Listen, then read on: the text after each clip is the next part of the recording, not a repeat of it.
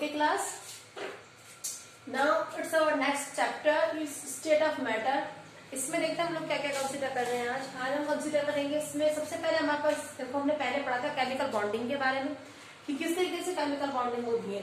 तो यहाँ पे केमिकल अगर बॉन्डिंग हो रही है बेटा, तो इसका मतलब है कुछ ना कुछ इंटरमॉलिक्यूलर फोर्सेस तो अप्लाई हो रहा होगा, जिसकी वजह से आपका क्या हो रहा है, आपके दो एटम पार्टिकल या मॉलिक्यूल आपस में एक दूसरे के नजदीक आ रहे हैं। तो वहीं पे हम जब थोड़ा सा चैप्टर को इसी में कंसीडर करते हैं आगे, ठीक है।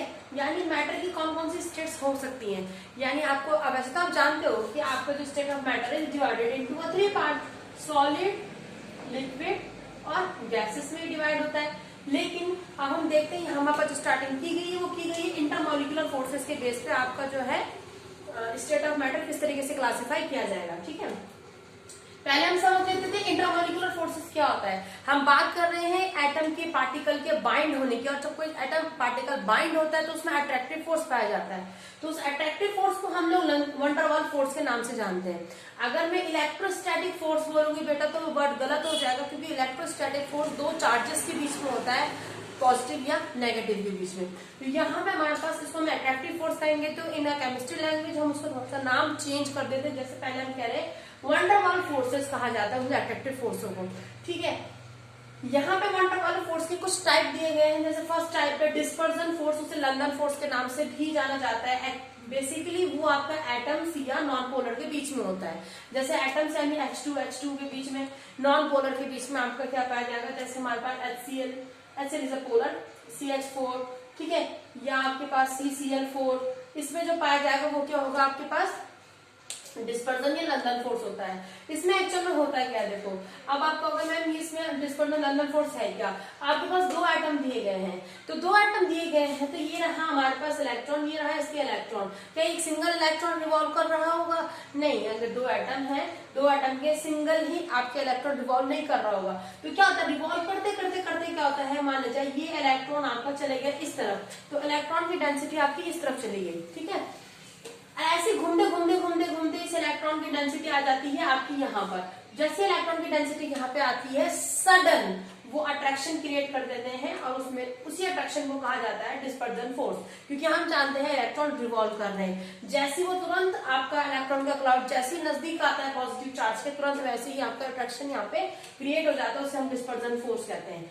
दूसरा डायपोल, डायपोल इसमें तो सीधे सीधे से आपको दिखाई दे रहा होगा कि आपके पास क्या होना चाहिए, कि आपके पास ऐसे कंपाउंड होने चाहिए जो आयंस में आसानी से टूट जाते हो या डिसोसिएट हो जाते हो, ठीक है। जैसे हमने HCl का एग्जांपल है, जैसे एक HCl का एटम ये रहा, तो दूसरा HCl का एटम ये है, तो ये HCl नेगेटिव चार्ज, तुरंत यहाँ पे H आपका तुरंत एक्वायर करेगा पॉजिटिव चार्ज, और आपका Cl एक्वायर करेगा पार्शियल नेगेटिव चार्ज। तो सीधे सीधे आप कह सकते हैं कि हमारे पास इस तरीके के जो कंपाउंड होते हैं जो आसानी से इजीली आपके पॉजिटिव नेगेटिव चार्ज को एक्वायर कर लेते हैं, उसमें आपका क्रिएट होता है डायपोल डायपोल इंटरेक्शन, ठीक है। अच्छा, नेक्स्ट था डायपोल इंड्यूस डायपोल दिया गया है। इसमें क्या था, इसमें एक तो आपके पास थोड़ा सा कैरेक्टर रखता है आयनिक का, लेकिन दूसरा बिल्कुल नॉन पोलर है। जैसे हमारे पास H2 थे, इस तरीके कोई नॉन पोलर आइटम हमने लिए हुए हैं। तो इसमें देखो होता क्या है कि यहाँ पे इसके पास इतना चार्ज होता है कि ये सामने वाले एटम को इंड्यूस करता है, प्रेडिक्ट करता है, इन्फ्लुएंस करता है, अपनी तरफ इंड्यूस करता है, और इसके ऊपर भी चार्ज आ जाता है आपके पास। अगर ये नेगेटिव है तो ये पॉजिटिव चार्ज, और यहाँ पे नेगेटिव चार्ज, ठीक है। तो कुछ ना कुछ चार्ज इसको क्या कराता है, ये एक्वायर कराता है बेटा, ठीक है। तो इसको अगर हम लोग कहते हैं डायपोल इंड्यूस डायपोल। यहाँ पे जो आप ये डायपोल लेंगे, थोड़ा सा स्ट्रॉन्ग डायपोल लेना पड़ेगा, जिसकी वजह से इन्फ्लुएंस होकर या इंड्यूस होकर आपका नॉन पोलर एटम है वो भी, नॉन पोलर पार्टिकल है वो भी क्या करने लगे, एज अ बिहेव करने लगे पॉजिटिव नेगेटिव, और आपस में इंट्रैक्शन क्रिएट करें। तो इसे कहते हैं डायपोल इंड्यूस डायपोल। नेक्स्ट हमारे पास hydrogen bonding. It is not a part of attractive force, but it is also हम पढ़ चुके हैं पहले कि इसको हाइड्रोजन बॉन्डिंग कहते हैं। हाइड्रोजन बॉन्डिंग में पहले भी आपको एक्सप्लेन कर चुकी हूँ कि जो आपका फ्लोरीन ऑक्सीजन नाइट्रोजन के साथ हाइड्रोजन रिएक्ट करता है उसको हाइड्रोजन बॉन्डिंग बोला जाता है। ये थोड़े से स्ट्रॉन्ग बॉन्डिंग मानी जाती है। ठीक है। नेक्स्ट हमारे पास थर्मल एनर्जी टॉपिक दिया गया आपके उसमें। थर्मल एनर्जी किसको कहते हैं? एक्चुअल में एटम के आपस में जो रिपल्सन है, एटम वर्ड गलत हो गया सॉरी, मूवमेंट ऑफ पार्टिकल लिखो आप, क्योंकि उसमें एटम का भी मूवमेंट हो सकता है, उसमें आपका पार्टिकल में आपके जो है एटम आ सकते हैं, मॉलिक्यूल आ सकते हैं, ठीक है, कुछ भी आ सकता है। तो अगर ये मूवमेंट ऑफ पार्टिकल जब होता है तो उसमें से जो हीट प्रोड्यूस होती है उसे थर्मल एनर्जी के नाम से जाना जाता है, ठीक है। सीधे सीधे thermal energy directly proportional to the temperature. अब यहाँ पे इसको मैंने लिखा है kinetic energy directly proportional to the temperature, ये हम पढ़ चुके हैं कि जैसे जैसे आपकी काइनेटिक एनर्जी बढ़ती है यानी टेम्परेचर बढ़ता है, वैसे वैसे काइनेटिक एनर्जी बढ़ेगी। जैसे जैसे आपकी काइनेटिक एनर्जी बढ़ेगी वैसे वैसे उसका थर्मल एनर्जी भी क्या करेगी, साथ साथ में इंक्रीज करेगी, ठीक है। अब अगर मैं आपसे कहूं कि आपको एक्सप्लेन करना है thermal energy versus what, intermolecular attraction या इंटरमोलिक्यूलर फोर्स, इंटरमोलिक्यूलर फोर्स। तो आप क्या कहोगे, क्या आपको पता है ना कि सबसे ज्यादा इंटरमोलिक्यूलर फोर्स सॉलिड में होता है, ठीक है, फिर आपका लिक्विड में होता है और सबसे कम आपका किस में पाया जाता है, गैस में पाया जाता है। लेकिन थर्मल एनर्जी सब में ज्यादा किसकी होगी, ये इंटरमोलिक्यूलर फोर्स के लिए कहते हैं। इंटरमोलिक्यूलर फोर्स तो इस तरीके से होगा आपके पास, ठीक है, लेकिन थर्मल एनर्जी तो किसकी ज्यादा होगी बेटा, आपकी थर्मल एनर्जी उन्होंने दे रखा है यहाँ पर कि ना प्रोमिनेंट ऑफ इंटरमोलिक्यूलर इंट्रैक्शन, आपको पता है सॉलिड का, लेकिन यहाँ पे प्रोमिनेंट थर्मल एनर्जी किसकी ज्यादा होगी, थर्मल एनर्जी होगी आपकी सब में ज्यादा किसकी, गैसेस की। क्यों होगी, क्योंकि हम यहाँ पे मोशन से कह रहे हैं, तो सब में ज्यादा मोशन किस में होगा, सब में ज्यादा मोशन गैसेस में होता है, क्योंकि इनके पार्टिकल के बीच में गैप ज्यादा होता है। जितना ज्यादा गैप होगा उसके बीच में उतना ही ज्यादा क्या होगी, थर्मल एनर्जी होगी, ठीक है। तो जितना कम इंटरमोलिक्यूलर फोर्स होगा, या मैं ऐसे लिख दूं कि thermal energy is inversely proportional to the intermolecular force, तो ये बिल्कुल सही होगा कि अगर मैं इंटरमोलिक्यूलर फोर्स को बढ़ा देती हूँ तो थर्मल एनर्जी मेरी ऑटोमेटिकली क्या हो जाएगी, कम हो जाएगी। अब हम बात कर रहे हैं थर्मल एनर्जी, तो हम हमारा जो टॉपिक होगा सारा का सारा गैस से रिलेटेड हो जाएगा, ठीक है। तो अब हम सारा का सारा टॉपिक पढ़ेंगे गैस से रिलेटेड, कि गैसेस किस तरीके से काम करेंगे, ठीक। आप गैसेस को बहुत अच्छे से जानते हो कि गैसेस में आपका इंटरमोलिक्यूलर फोर्स है वो सबसे कम होता है, और इंटरमोलिक्यूलर गैप या इंटरमोलिक्यूलर स्पेस जो होता है वो सबसे ज्यादा होता है, ठीक है। इसको हम फिलहाल गैस कहते हैं, ठीक। इसके अलावा हम देखते हैं यहाँ पर गैस से रिलेटेड कुछ हमारे पास क्या दिए गए हैं, लॉज दिए गए हैं।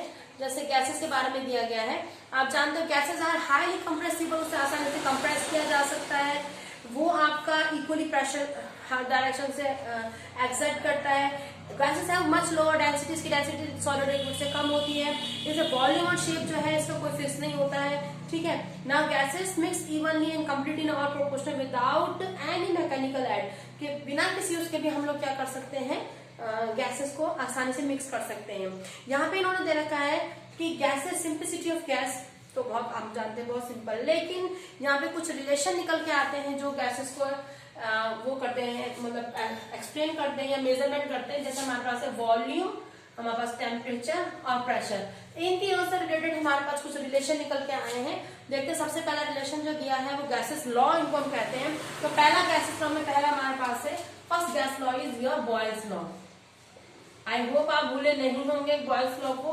बॉयल्स लॉ था हमारे पास when pressure is inversely proportional to the volume when temperature kept constant, temperature को जब कांस्टेंट रखते हैं तो इसके लिए हमारे पास एक नया टर्म दिया गया है बेटा, उस नया टर्म को कहा जाता है आइसोथर्मल, ठीक है। तो आपके पास क्वेश्चन आता है what is isothermal, when temperature is constant the pressure is inversely proportional to the volume is called Boyle's law, okay, ठीक है। अगर आपके पास इसमें देखो हमारे पास ये दे रखा है, इसको न्यूमेरिकली सॉल्व करने के लिए अगर मैं इसको चेंज कर दूं तो P is equal to K upon, या हमारे पास हो जाएगा K1 upon 1 upon V, K upon V भी लिख सकते हैं। तो ये हमारे पास हो जाएगा P1 V1 equal to P2 V2, ठीक है। ये न्यूमेरिकल के लिए आप लोग याद रखेंगे, ठीक है। इसके अलावा हमारे पास दे रखा है व्हेन टेम्परेचर केप्ट कांस्टेंट, तो इसका जो डायग्राम हमारे पास होगा प्रेशर वॉल्यूम का जो ग्राफ बन के आएगा, क्योंकि वो इनवर्सली प्रोपोर्शनल है।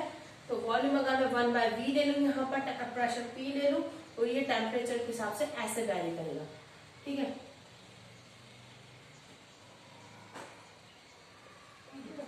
ठीक, अच्छा नेक्स्ट है हमारे पास यहाँ पे आप आपने फिलहाल इतना ही इसमें करना है, और उसके न्यूमेरिकल आप लोगों ने एनसीईआरटी के जो आपको न्यूमेरिकल है प्लीज वो आपने कंसीडर करने हैं। चार्ल्स लॉ में आपने इससे ज्यादा कुछ नहीं पढ़ना है फिलहाल। उसके बाद सेकंड लॉ आता है हमारे पास बॉयल्स लॉ। बॉयल्स लॉ में कुछ नहीं पढ़ना, चार्ल्स लॉ की बारी आती है। तो चार्ल्स भी रिलेशन देगा। तो चार्ल्स लॉ ने जो रिलेशन दिया था उसने कहा था कि volume is inversely proportional to the,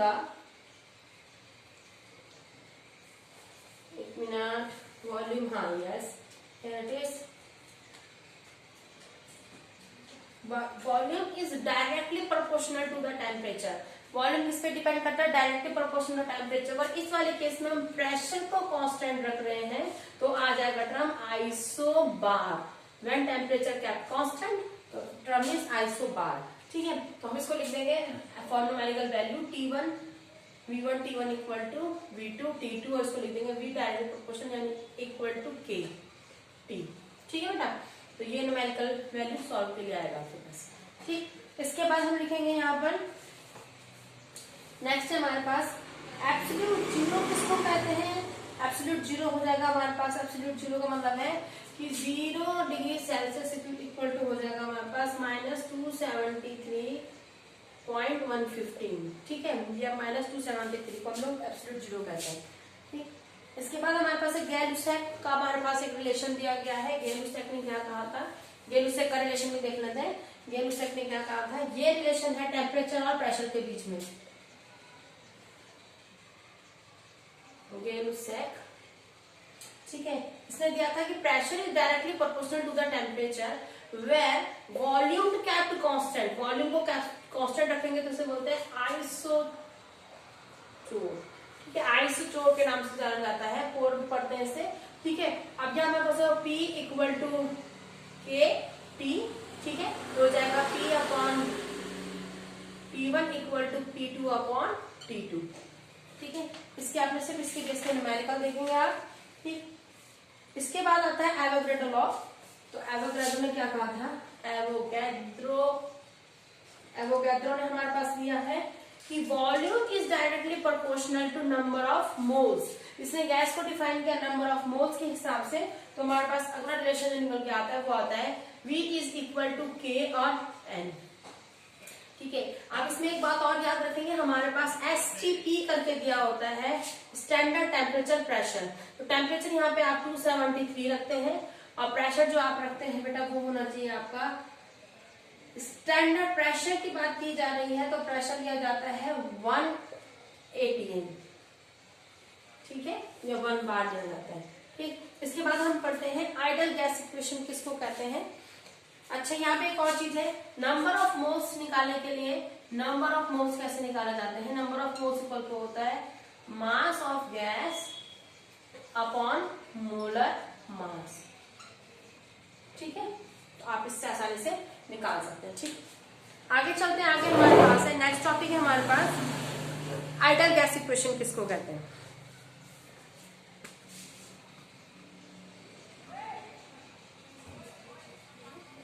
okay, next है हमारे पास आइडल गैस इक्वेशन किसको कहते हैं। Let us consider idol gas equation.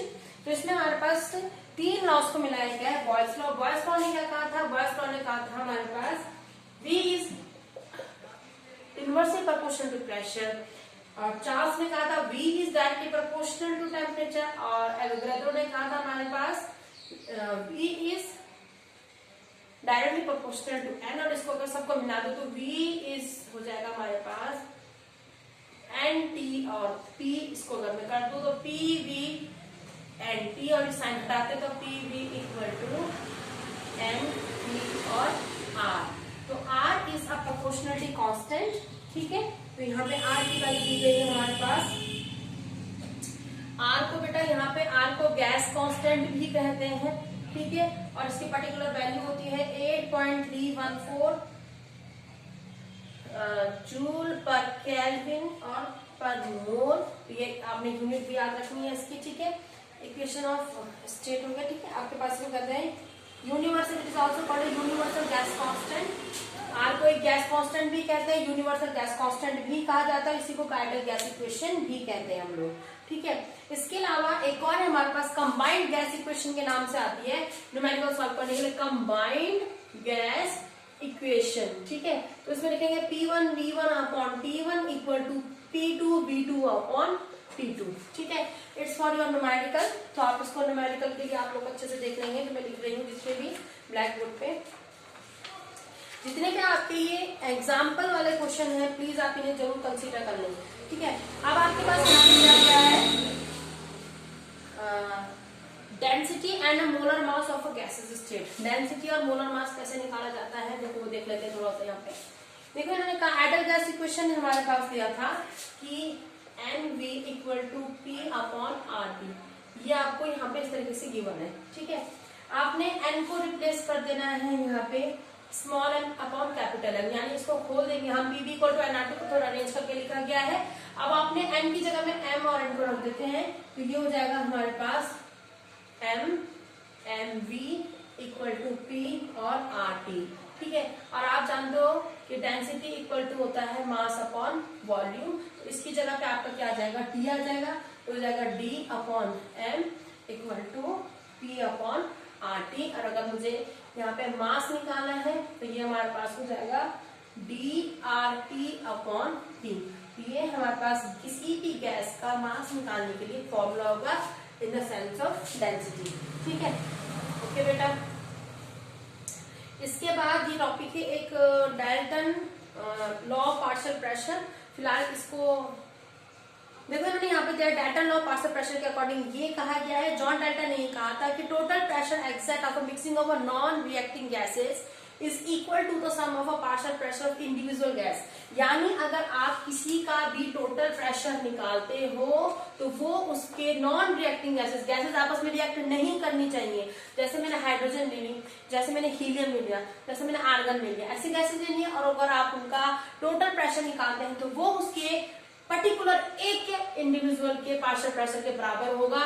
तो ये P1 plus P2 plus P3 और जितनी आपने गैसेस ले रखी होंगी उसके अकॉर्डिंग आपका निकलेगा। इसको कहा जाता है, ये आपके पास P टोटल हो गया अगर आप टोटल निकालते हैं, और ये आपके पास उसके पार्शियल प्रेशर हो जाएंगे जो गैसेस आपने इसमें ले रखी होंगी, ठीक है। ओके बेटा, अब हमारे पास इसके बाद एक डेरिवेशन दिया गया है, इसको फिलहाल हम यहाँ पे छोड़ते हैं, ये नहीं करेंगे हम लोग, ठीक। काइनेटिक वाला टॉपिक में आपके है नहीं। अच्छा, यहाँ पे देखो आपके पास दिया गया काइनेटिकल मॉलिक्यूलर थ्योरी ऑफ गैसेस। तो इसमें क्या दिया गया है काइनेटिक मॉलिक्यूलर थ्योरी के हिसाब से, आपने कहना सबसे पहली बात तो gases consist of a large number of identity particle that are so small and so far. यहाँ पे ये कहा गया है कि गैस कंप्रेसिबल इसलिए होती है क्योंकि उसके जो पार्टिकल होते हैं उनके बीच में गैप बहुत ज्यादा होता है। दूसरा कहा गया है उनके बीच में फोर्स ऑफ अट्रैक्शन बहुत कम होता है किसी ऑर्डिनरी टेम्परेचर में, लेकिन वो एक्सपेंड कर जाती हैं। Particle of gas are always in constant and random in motion. इसके जो पार्टिकल होते हैं हमेशा रैंडम मोशन में होते हैं और ये एक स्ट्रेट लाइन में क्या करते रहते हैं, ट्रैवल करते रहते हैं, आपस में एक दूसरे से कोलाइड करते रहते हैं। जब ये आपस में कोलाइड करते हैं, कहीं टकराते हैं, तो ये इलास्टिक नेचर के होते हैं, यानी टकराने के बाद अपने आप अपनी दूसरी पोजीशन पे जैसे इलास्टिक होता है सेम उस तरीके से बिहेव करते हैं और ये अपनी एनर्जीज को एक्सचेंज करते हैं। सपोज मेरे पे 10 एनर्जी है, दूसरे पे 10 एनर्जी, हम टकराने के बाद अपनी एनर्जी को एक्सचेंज करेंगे। तो ये परफेक्टली इलास्टिक इन नेचर, यानी कोई किसी की एनर्जी को एब्जॉर्ब नहीं करता है, दोनों टकरा के अपनी दोनों एनर्जी को एक्सचेंज कर देते हैं, ठीक है। इसके अलावा if a molecule has a variable speed it must be have variable kinetic energy. आप ये नहीं कह सकते कि हर एक एटम के अंदर जो अलग पार्टिकल के अंदर जो अलग अलग एटम्स हैं या किसी मॉलिक्यूल के अंदर जो अलग अलग एटम्स हैं उन सब की काइनेटिक एनर्जी एक जैसी होगी, नहीं, उन सब की काइनेटिक एनर्जी क्या होती है, अलग अलग होती है, ठीक है। अब हमारे पास दिया गया है behaviour of a real gas and deviation from ideal gas behaviour. तो थोड़ा इसको समझ लेते हैं। सबसे पहले समझते हैं कि आइडियल गैस किसको कहा जाता है।